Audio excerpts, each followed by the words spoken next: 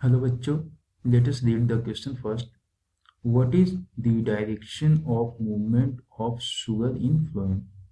सो बच्चों, क्वेश्चन हमसे पूछता है कि शुगर का जो मूवमेंट है फ्लोएम में वो किस डायरेक्शन में. So the options are non multi directional, second option upward, then downward और बाई डायरेक्शनल.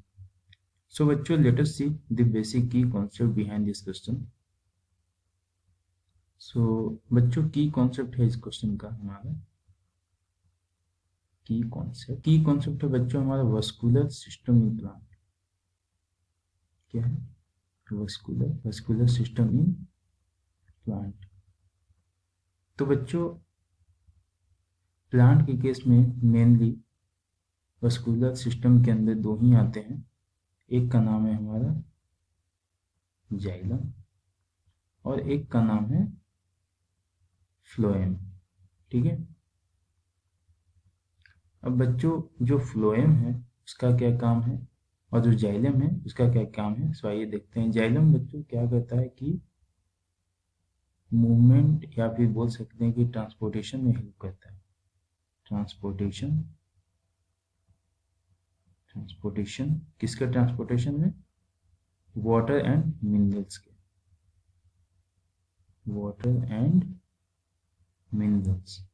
वहीं बच्चों, अगर हम फ्लोएम की बात करें तो फ्लोएम में ट्रांसपोर्टेशन में हेल्प करता है. ठीक है, बट किसकी? ट्रांसपोर्टेशन ऑफ शुगर,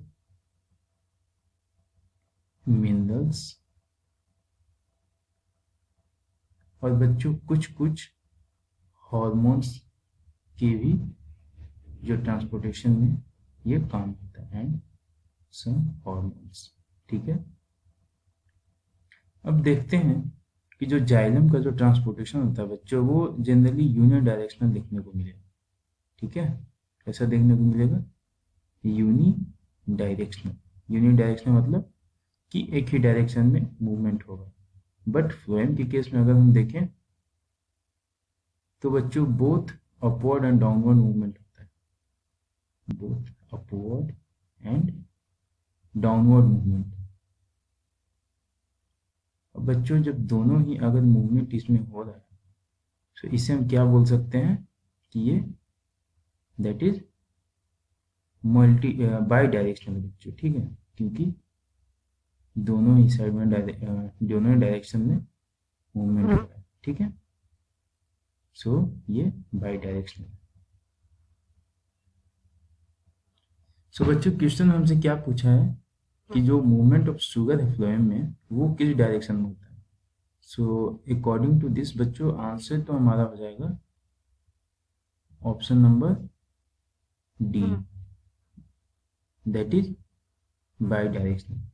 सो बच्चों, फ्लोएम के केस में क्या हो जाता है? मूवमेंट बाई डायरेक्शन होता है. So option number D is the correct answer.